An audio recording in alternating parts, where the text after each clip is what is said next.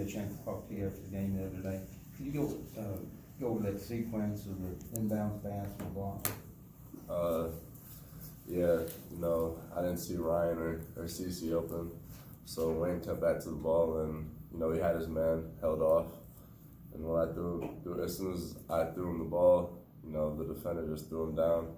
I thought we were gonna get a call on that, but the ref didn't call it, so for a second it was kind of like time slowed down a little bit. My heart kind of dropped for a sec, but I just did my best, and luckily was able to block the shot. Was it an immediate reaction to go for the block? Or yeah, because I knew that whoever got the ball was just going to try to throw it up, because I feel like that's what I would have done in that case too, if we had, especially right in front of the rim.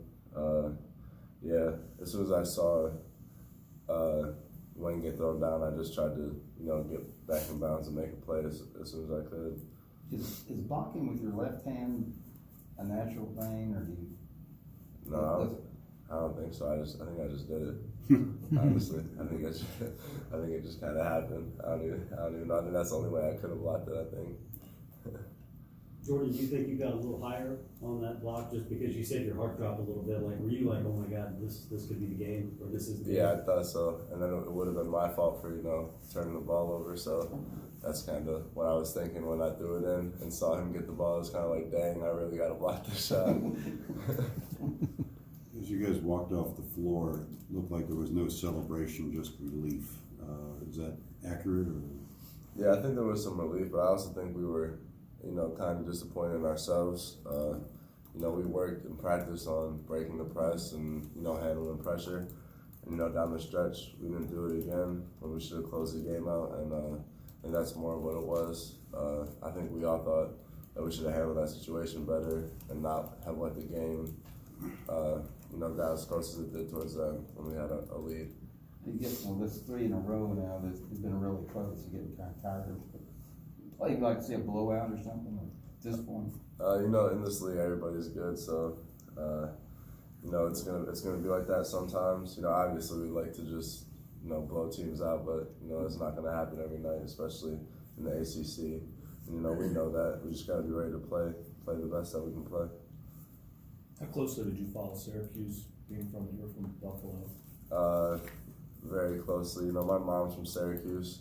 A lot of her family still lives there. My grandparents live there still. I was a huge Syracuse fan growing up, like hoodies, clothes, a lot of Syracuse stuff. And then I came here, and now I'm not so much a Syracuse fan. Did they recruit you at all? Yeah, they did a little bit, but not as much as I thought they were going to recruit me. So, yeah. So based on that, you never really considered them strong? Yeah.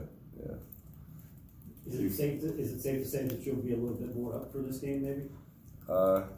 Yeah, I hope so. Yeah, I think I will be. Just because of where we're going and, growing up, I did, around Syracuse. There's going to be a lot of people there because I'm going to be there, so, yeah, probably. How many friends and family members do you think, you have any idea? I know there's going to be a lot of people coming up for me. I know a lot of my friends will probably get tickets to the game. It's only a 2-hour drive from Buffalo, so, I know a lot of people will be there. So, it'll be fun. Syracuse plays that zone. They've done it forever. He recruits players to play that zone. Other than the fact that they play it all the time and know it so well, any little oddball things that make it such an effective defense? I just think their length and how aggressive they are in the zone is probably what makes them successful. They force a lot of turnovers and runouts, and they score in transition a lot. So, we just got to be able to be ready to handle it and, really pick it apart. They don't really trap out of it a whole lot, though, do they? No, they don't trap out of it a whole lot, but obviously they practice it and play it every day. So, it's probably going to be the best zone we'll see all year. When you get right down to it, isn't their length? You mentioned the length. That's really the defining factor of their zone, isn't it? I mean, they're so much taller than with the zone than a lot of other teams. Yeah, because they have a lot of big guards. So because of that, you know, their length can really mess with teams, and you know, just going in there, if you want to have a chance, when you gotta be able to take care of the ball, and like I said, just really pick it apart.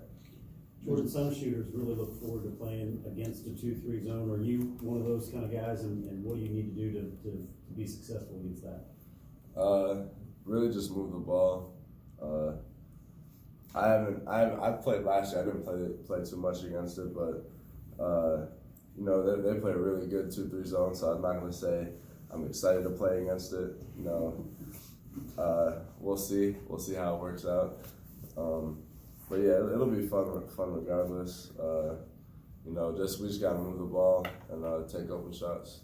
Jordan, do you know early in a game when you're on and when maybe your shot is on and when maybe it's not? And are you learning as this season goes on? You're obviously doing more once you know your shot's not on a little bit. Yeah, sometimes I can tell, sometimes not. Like, say in the Clemson game, I had probably 3 or 4 shots that were, you know, in and out. So I'm thinking, you know, the next one's definitely going to go in. But, you know, it just happens like that. That's how basketball is. Can't hit every shot, but just got to keep playing, maybe get a few at the rim, and just, you know, just keep doing the best I can do to help, you know, the team win. During that Clemson game, I think your first couple of baskets you drove and tried to score, even though it might not be there that much during the Syracuse game. How much is that kind of something you've been working on? You know, I've been working on it a little bit.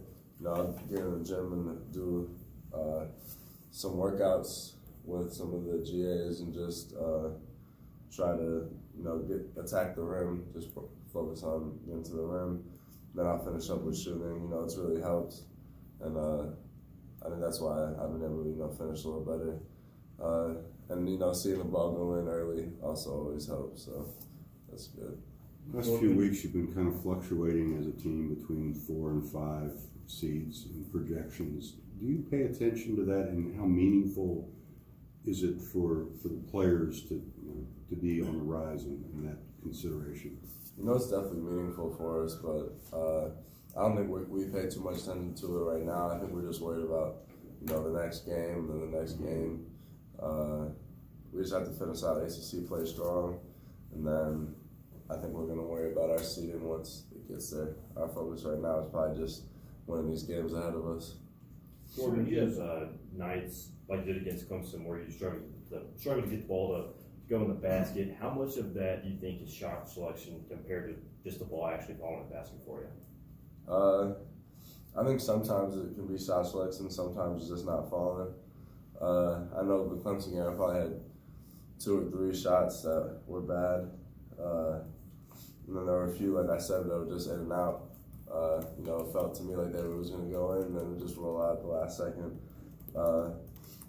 A lot of it can be shot selection or just not falling. It really just depends on the day, I guess.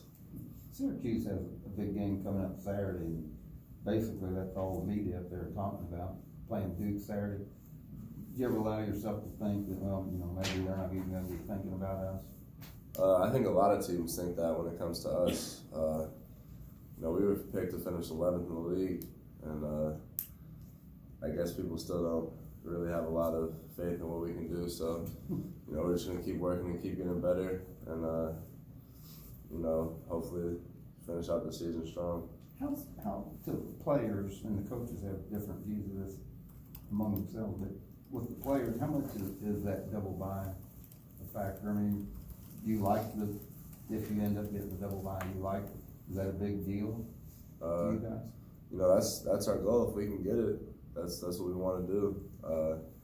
You know, obviously it would make us probably a little more comfortable, and we're just gonna, you know, keep playing hard. And I'll say it again, just try to finish out the season strong so we can get the double bye and put ourselves in a better position in the ACC tournament. Jordan, who do you consider to be your ACC rival? ACC rival? If there is one. Would it be Virginia, maybe? Would Virginia be? I don't know. I don't know. I feel like there are a lot of games that, you know, people say to be a rival. I feel like maybe like a Virginia, I think it would be different for different players on the team. I think it's all on your take. For me, it'd probably be Syracuse or Virginia, but just based on what I've heard in like the past and things like that. So yeah, I'll say that. League says it's Pittsburgh and Virginia. That's the two designated rivalries. Is that who said that? The league. The league? Yeah, Oh, okay, the league. okay. Well, I got one right.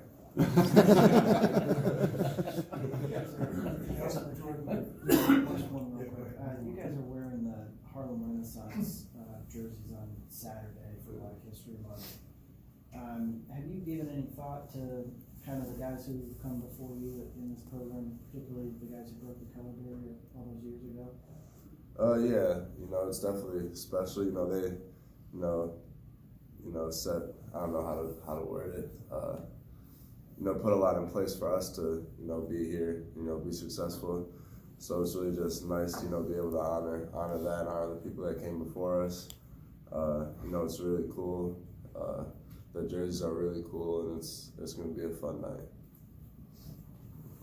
Thank you.